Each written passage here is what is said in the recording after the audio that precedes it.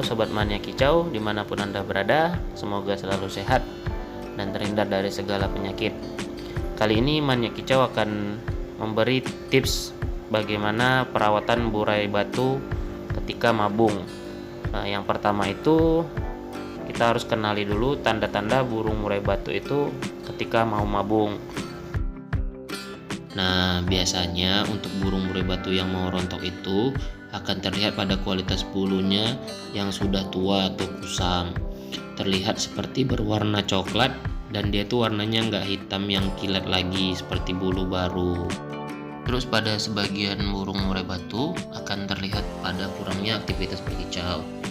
Ada juga yang terlihat pada bulu ekor yang menyisir atau pecah-pecah. Jadi bulu ekornya itu dia pecah-pecah membentuk kayak sisir gitu, jadi nggak bagus lagi. Nah, menurut pendapat saya nih ya, burung murai batu yang rontoknya itu dari sayap itu biasanya rontoknya normal, bisa maksimal lah rontoknya kalau dia tuh jatuh bulu pertamanya sayap. Nah, kalau yang jatuh ekor itu seringnya akan terjadi nyisip, jadi kayak yang gagal mabung gitu. Nah, hal pertama yang dilakukan ketika murai batu kita rontok itu dengan cara kita memfulkrodongkannya atau mengasingkannya di tempat sendiri.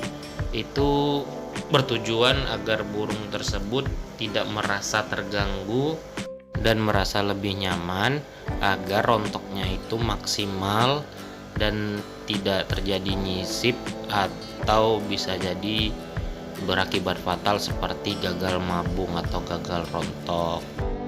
Selanjutnya hal yang kita lakukan itu adalah ubah pola rawatannya. Biasanya untuk burung murai batu yang sedang mabung itu pemberian EF kayak jangkrik, kroto, ulat Hongkong, ulat sandang dan lain-lain itu kalau saya batasin atau bisa dikurangi dari porsi biasanya. Seringnya itu kalau saya kasih tuh kisaran 1 atau 2 untuk jangkrik aja, dan saya itu pakai forvanci aja yang 4-in-1, jadi enggak yang aneh-aneh, kadang beda-beda kan settingan. Terus itu untuk perawatan jemur itu saya tiadakan, dan mandi juga itu hanya 1 minggu sekali, jadi nggak terlalu sering kayak biasanya yang 1 hari mandi sekali atau 1 minggu itu mandi 3-4 kali gitu. Nah, biasanya saya kalau rontok itu tidak menggunakan ulat Hongkong karena takut pengaruh ke beberapa hal, misalnya salah takar kan, itu nanti sulit kita mengembalikan ke performa sebelum burung itu mabung, atau juga bisa berakibat fatal seperti terjadi katarak pada matanya kalau terlalu berlebihan. Terus yang ketiga itu ada pemasteran. Biasanya pemasteran yang paling baik itu dilakukan ketika burung murai batu kita itu sudah terlihat dorong ekor.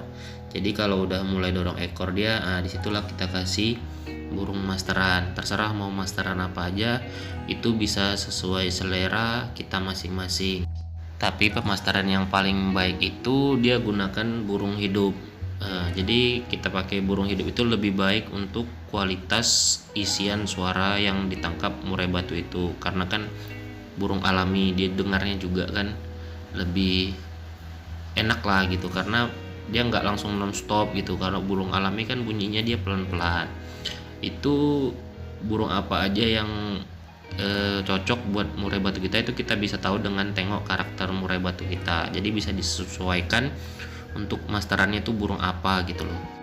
Tapi bisa juga dia pakai MP3, itu nggak menutup kemungkinan, karena kan untuk cari burung hidup juga sekarang kan susah dan nguras budget banyak ya untuk kita.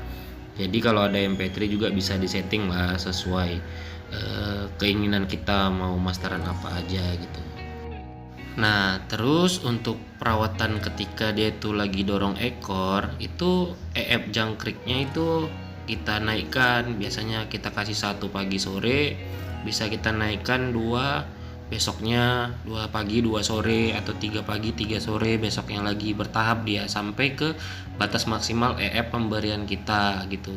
Jadi kalau udah mulai dokor itu harus kita kasih EF-nya tinggi, karena biar ekornya itu dorongnya maksimal dan dia itu bisa jadi panjang kan, karena proteinnya itu tercukupi. Bisa juga diselingin pakai cere atau cacing tanah, itu lebih bagus lagi untuk ekornya ke depan. Nah, setelah kita tahu ekornya itu mentok atau selesai, itu jangan langsung kita jemur di bawah terik matahari.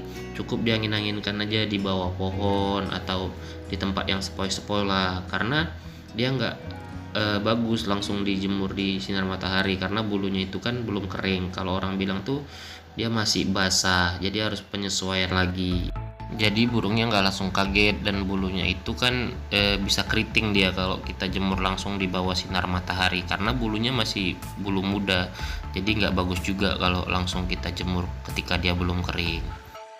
Nah, setelah bulu ekor itu kelihatan kering, barulah kita bisa jemur langsung di bawah sinar matahari. Dan itu pun juga dia nggak bisa langsung lama-lama, dia harus bertahap, harus pelan-pelan. Misalnya 15 menit aja atau setengah jam aja gitu. Dan aktivitas umbaran juga itu udah bisa dilakukan, cuman jangan terlalu lama, karena takutnya nanti terjadi hal-hal yang nggak baik, bisa jadi patah ekornya atau terselip ke dalam umbarannya sendiri. Nah, setelah semua bulu siap dan sudah berganti baru, bisa kita lihat itu warnanya hitam kilat. Dari semua bulunya itu, dari kepala sampai ekor itu warnanya hitam kilat dia itu. Jadi barulah kita kasih dia perawatan harian seperti biasa. Nah, itulah beberapa perawatan murai batu ketika mabung dari saya. Dan tak terlepas lagi, kadang ada beberapa orang yang berbeda-beda, ada yang seperti full EF dan non EF. Itu semua balik lagi ke kriteria perawatan masing-masing. Jadi dia hanya ulasan aja beberapa yang saya alami selama saya pelihara burung. Kalau ada salah-salah kata mohon dimaafkan, dan jangan lupa subrek mania kicau. Terima kasih.